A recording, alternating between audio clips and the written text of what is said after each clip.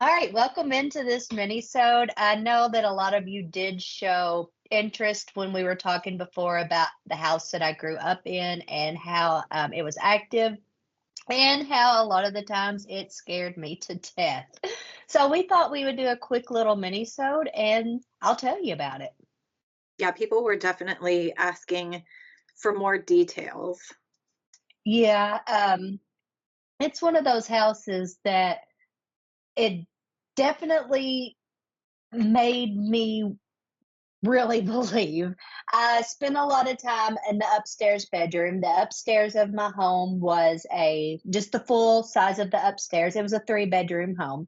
We had a spare bedroom, we had my mom and dad's room, and then mine upstairs.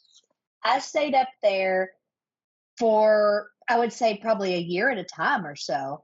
And then something would scare me. I don't remember exactly what each thing was that would scare me, but I would get scared, move back down to the other bedroom. And I remember I went as far as to get a twin bed, put it in there, and fix it up so like I pretty much had two bedrooms. It was crazy.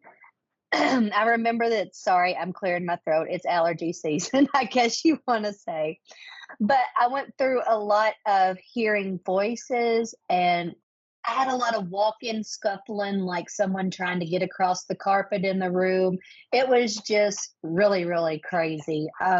Things that I didn't know how to explain. I remember I hadn't lived there very long, and one of my friends, Shanda, her parents had lived there before, or not her parents, her grandparents, let me correct myself, had lived there before. And I remember we were upstairs playing, and we were sitting at the top of the steps by the closet. She looks over at me as we were playing, and she said, "You know, this house is haunted, don't you?" And it kind of started making a little bit of sense because I'd already experienced some things. So after that, I was 100% intrigued with that house. My parents really didn't believe in spirits and the paranormal. So I really didn't open up and go to them a lot because what was really the sense in it, you know? No, no sense Yeah. in it. How old were you when you moved in there? Oh my gosh, I was young. I was in the 2nd grade when we moved there because my dad that's a funny story too. Mom had went and got me from school that day and we had went home. We had lived in a trailer out on this. I loved it. That was a great piece of land. I had my first paranormal experience there actually, but we had lived out on this real nice piece of land out in the country, had our own pond of our own, and I was happy there. I wasn't thinking about anywhere else. But dad come home that one day and he said, "Come on, let's go to town. I've bought a house." And so we go to town and get to go through it. He had bought it at auction and knew that it needed a little bit of work on the inside. So he said, "It's going to be a little bit before we get in there, but this is where we're going to live." And I didn't know that that house would stay with me until just 2 years ago, actually. I remember when you used to investigate there, and even seeing that, I had questions, how long you had lived there when you Yeah. moved in. It is cool though that you know the people that lived there before so they could Mhm. kind of corroborate these things that were happening. Right. Yeah, she said that she was scared to live there when I guess when she would stay. Because I think upstairs there wasn't proper heating and air when they had it. That had to be done by us. They were trying to use it as like a sewing and crafting room, but by the time she had got it ready, she wasn't able to get up the stairs. So nothing really ever happened with it until it just stayed vacant until I moved in and stayed up there. A location sitting vacant, do you think that can up the activity? It did with that house, so yes. Mm. When my mother, we had no choice but to have her put into a nursing home, bless her heart. She wasn't able to get around, and we wasn't able to safely transfer her to and from. So that house sat vacant for 6, 7 months, I'm gonna assume, maybe a little bit longer. And then me and Shannon decided to go in and clean it up and totally remodel it, and we moved in. And we did experience some things before while we were cleaning. And then also after we moved in, we went as far to actually reach out to a paranormal team in the county beside us. They had everything you could ask for in a team. And we met Bill. He's an ordained minister and he is the head of that team. And that's how we got the house to where you were able to actually live there peacefully. A lot of help from that team. Do you remember the very first thing that happened, or you were too young, you don't remember? I remember it started a lot with just the dog standing at the end of the bed and barking because it was one of those rooms that's real long and slender, and you could see all the way down it because it was just the whole size of the house. So I remember my bed was facing the window at the very end, and Cheech, my little dog, isn't that a cool name? Cheech and Chong, that's what I named her after. But Cheech, yeah, Cheech would stand at that end, and she would bark down toward the stairs. Sometimes she would get as brave as to run down there and kind of look, and then run back to the bed and bark and growl. So that was some of the first things that I remember starting to happen. And does Shannon remember his first thing that happened when he moved in? Yeah, that was before he even moved in, he remembers, yes. Yeah, the first thing that happened to him is he was going down into the basement after it had been vacant for a little bit, or I can't remember. Wait, don't quote me. It was either when mother still lived there, I can't remember if she did, or it was when we were starting to clean it up. One or the other. He went down the basement and he heard a loud hiss come to the left side of his ear as he was going down the steps. And you know, Shannon is not the type to be super scared. So when he says something scared him, do. I trust in that. Most, yeah. Yeah, me too. Yeah, Shannon, he usually looks for some other kind of explanation or, something, but this one actually scared him. And then I remember it was, we were trying to clean the house up. It had got that we didn't know about it, and mom was the kind of type that never had any money to fix anything. You know how that goes. And one of the closets above at the roof had been leaking onto into the closet and caused a little bit of mold. So we had to go in there and we had to clean a lot of that up. And sadly, I had to get rid of a lot of stuff that I didn't really want to, but it was just ruined by that time. Well, I was in her bedroom and I was going through looking at things, looking to see what could be saved and what needed to be gotten rid of. And Shannon was sitting in the living room. He was sitting on the couch and he was going through her entertainment center, seeing what she had in there. This woman, bless her heart, she saved and kept everything.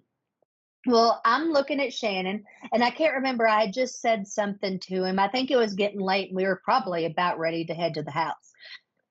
But he's looking at me, I'm looking at him, and the door just slams shut, like with force, and it's shut. And that door was one of those kind of doors where you just shut it and it's going to, do like this and it's not going to close. You have to actually put the force to it to make it close. So that right there, I looked at Shannon and I said, let's go.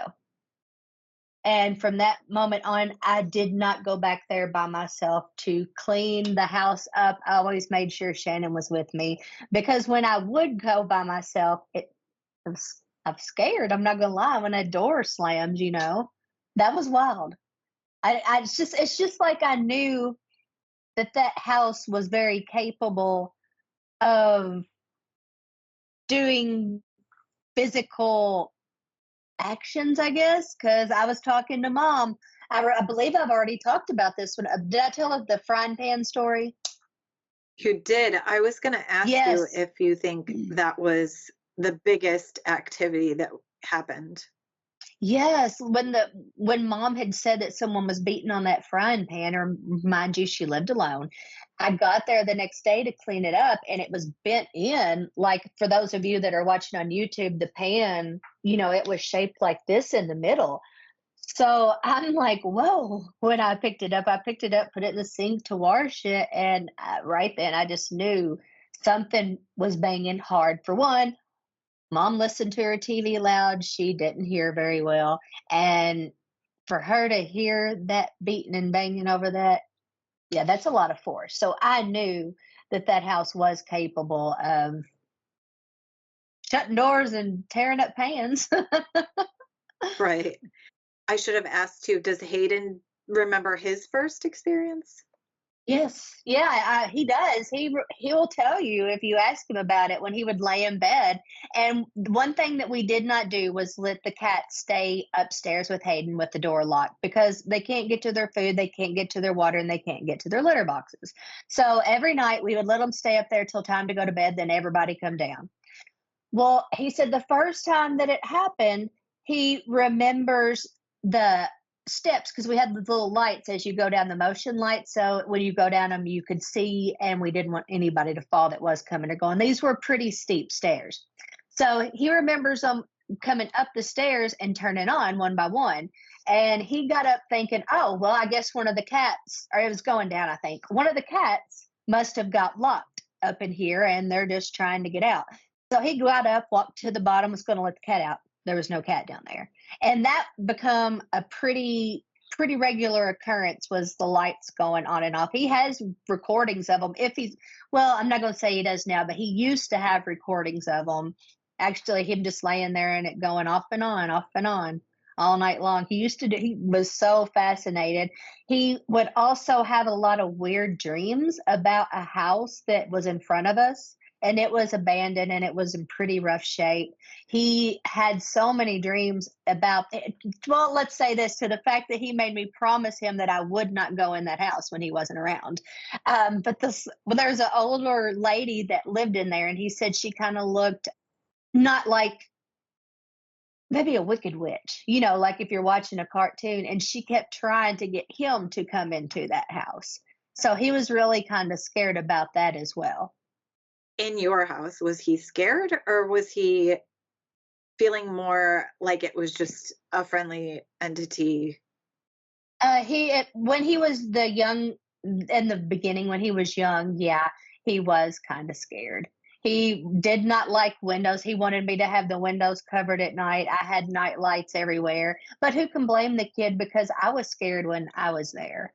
I totally get it. Right.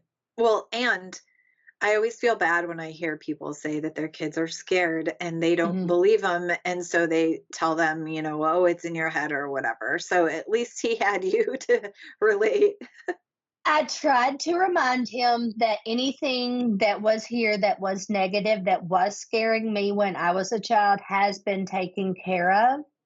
And now we only have the spirits around that are, as I would like to refer to them, from or of the white light, because I do regularly cleanse and take care of things like that. So that would kind of help him as well. But when you're 8, 9, 10, 11, you're going to be still kind of spooked. The first time that I remember him ever really having a paranormal experience, and he didn't tell me this till like a year or so after. Well, no, it was several years after actually, because he was 3 when he had this one. This was our first apartment of a woman that would come in that was a shadow, and she would sit on the edge of his bed and watch him sleep. So he's another child who has always experienced things like this.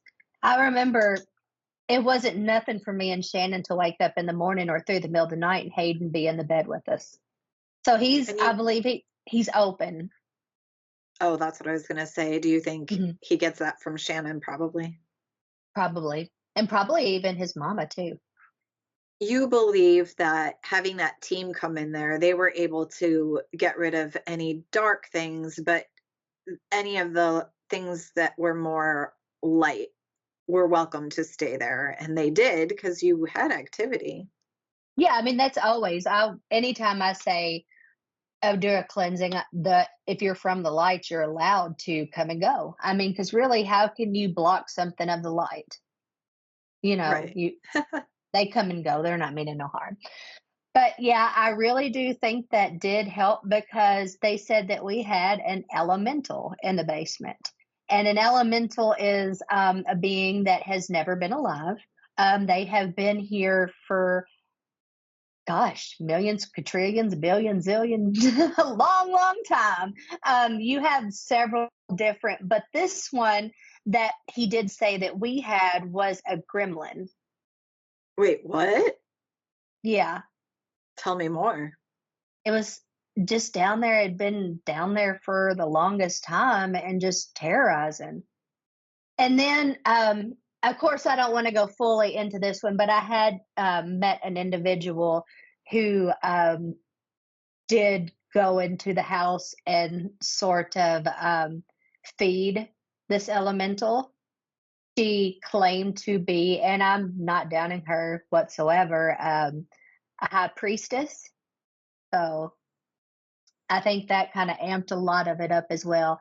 And now that I'm getting into that part of the story, I'm wanting to say that the hiss happened when we were getting ready to move in for Shannon, when we were thinking about cleaning it up and doing all that. And it didn't Yeah, scare him away no, it was like, "Well, okay, it'll be fine." until it wasn't.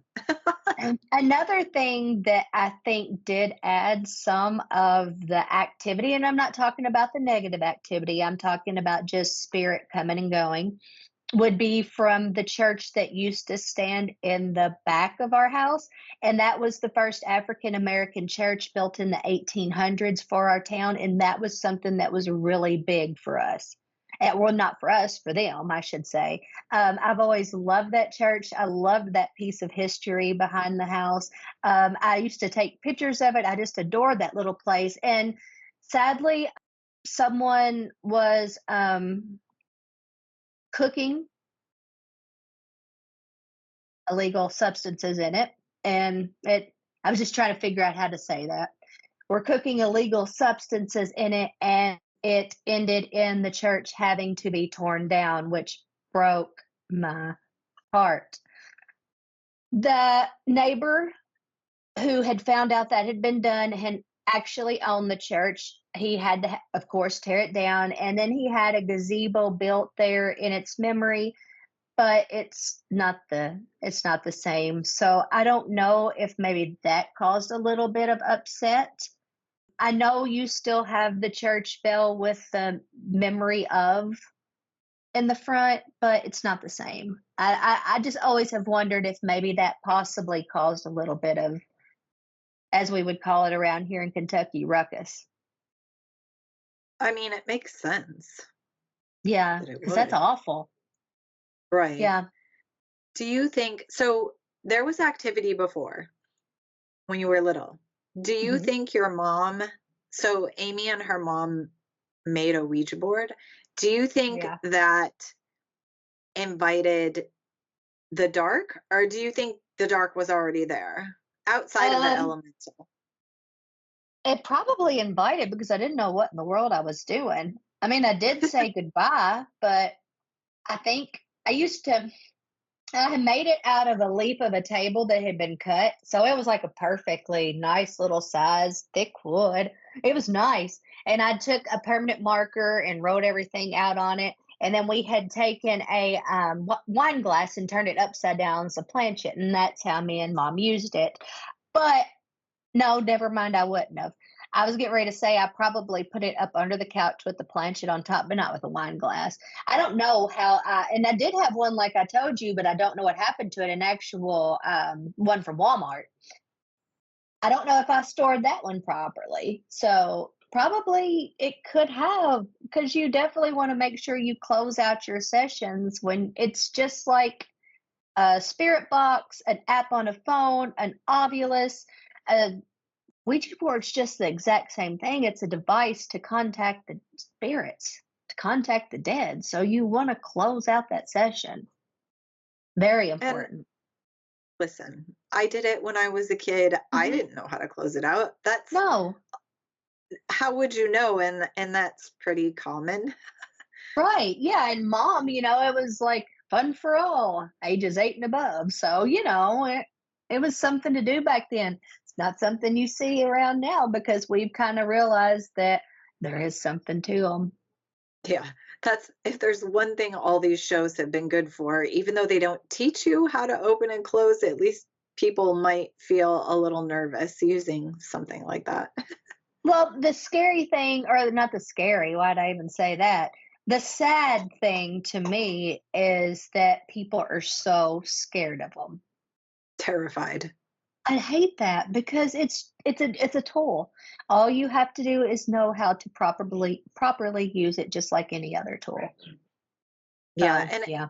Amy and I have a couple of friends who will use them on live Mhm. regularly, and the comments go off the rails every single time. "What are you doing? Why are you doing that? That's gonna get you Yeah, possessed." All the comments come in, and they'll just say same thing, "This is just like using a spirit box." and it is. I mean, 100%. So, yeah. But, oh my goodness, that house, it'll always have a place in the memories for why I want to do what we're doing now.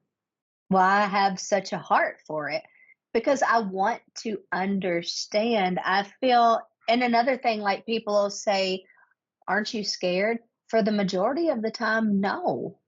I've been scared before. I've felt when I've needed to be scared. And when we do most of the communicating that we do, I have a different understanding of these were, for the most part, individuals that were alive just like I am. And you know what? Sooner or later, I'm going to be passed just like they are. So just treat them with respect and keep your intentions pure. But I didn't know any of that when I was a little girl. So up and down the steps I went. Right.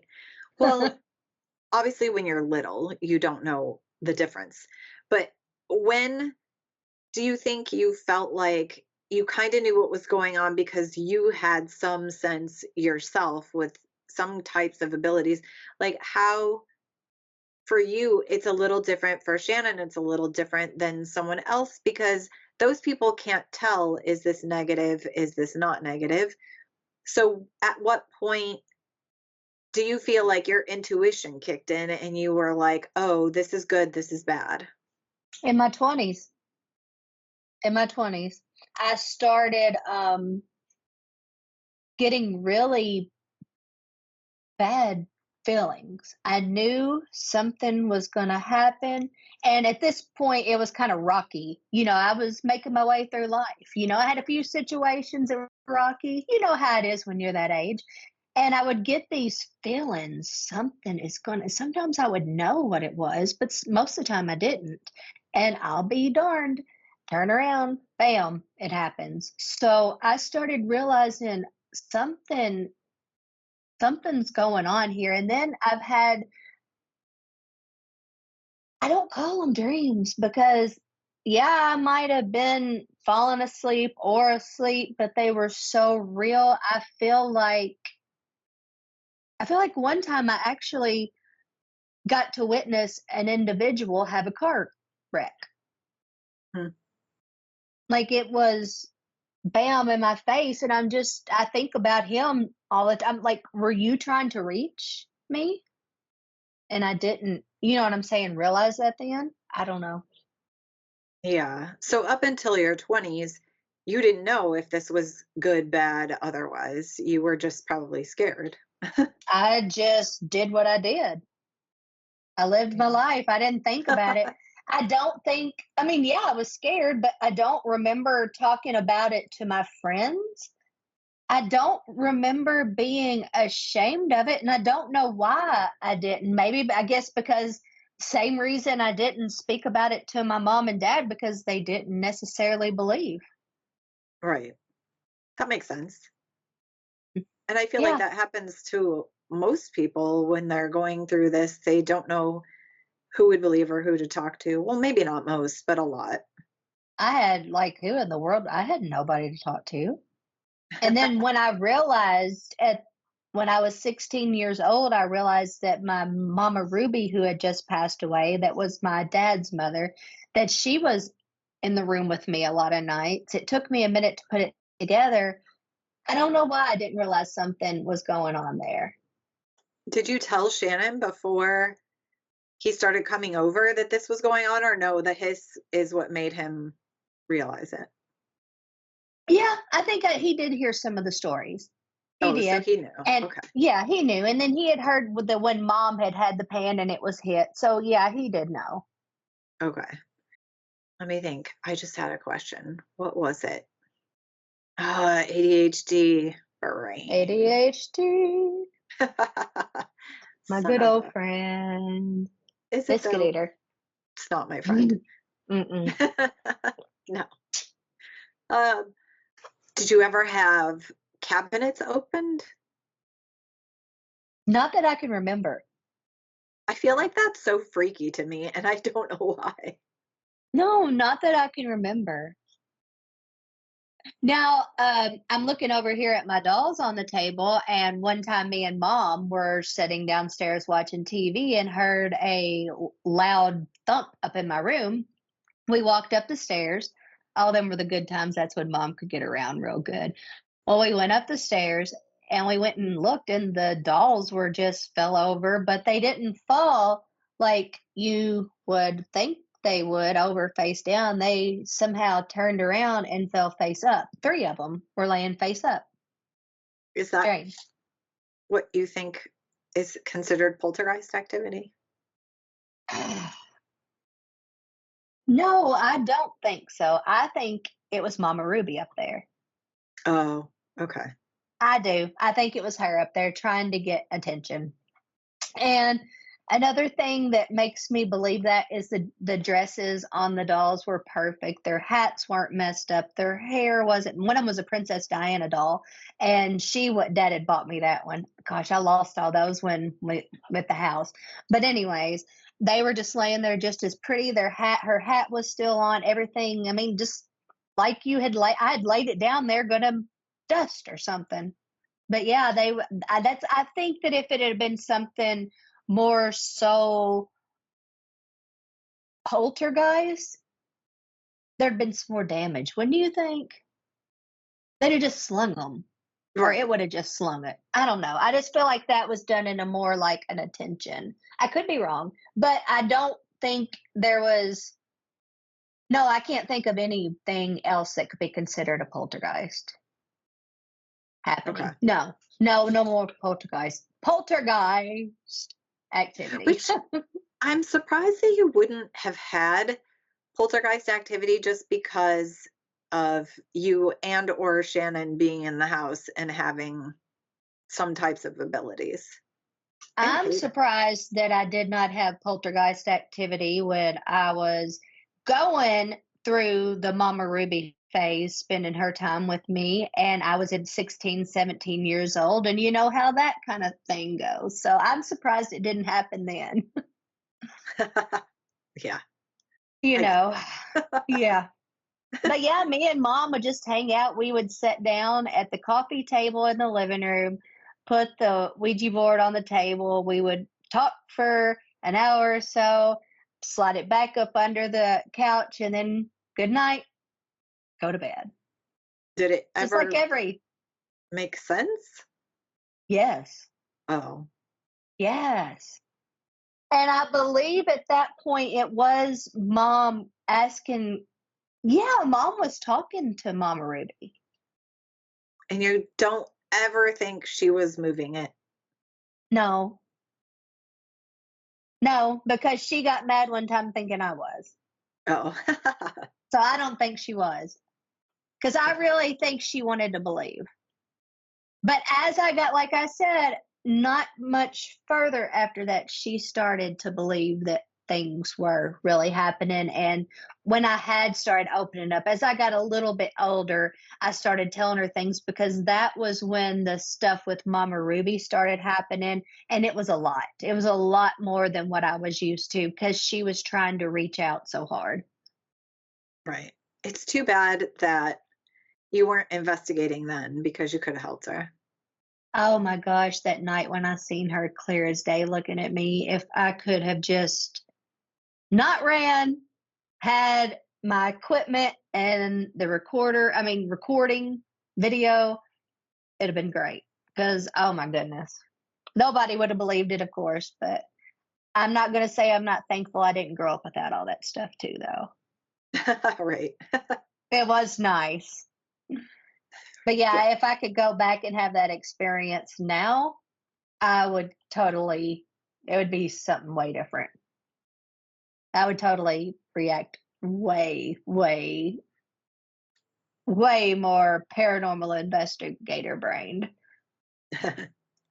Yeah, and if anyone has any specific questions, I don't know that I saw any, or if I did, I don't remember any specific questions about the house or Amy or Shannon or Hayden's experiences there. Mhm. Feel free to ask. Oh, yeah, most definitely. I could probably talk a little bit longer on this, but because there was a lot that happened when I was younger, but I know this is a mini-sode, so we're gonna save that for later. Well, and yeah, if people do have questions, we could always either do another quick one or just answer them in the comments if it's something simple. Yes, yes, of course. All right. Well, thanks for sharing with everybody. I know people were curious, so hopefully you enjoyed hearing about Amy's house. Oh my goodness, yes, thank you for sitting here and listening to me talk about it. I never have, I will tell you, question if spirits are real, and probably because of my background and growing up. That's why you'll never see me really question. Yeah. But yeah, thank you guys. I really enjoy doing this. And we're at what episode now? This will be around 14? 14-ish. Got you. Yeah, thank you all for hanging in there. I know some of you are watching every Tuesday. I know that you're right here, and I just want to let you know we appreciate you more than you could ever understand. We're still learning, we're trying to grow, and we just hope that you keep going with us and growing with us. This is a Yeah, new journey. I know. I'm really enjoying it. So I'm very grateful for the people that come here every week. Yep, I know. I love y'all. All I right. guess Well, until next time, what are we going to do? we'll meet back here in a week. Bye. Bye, guys.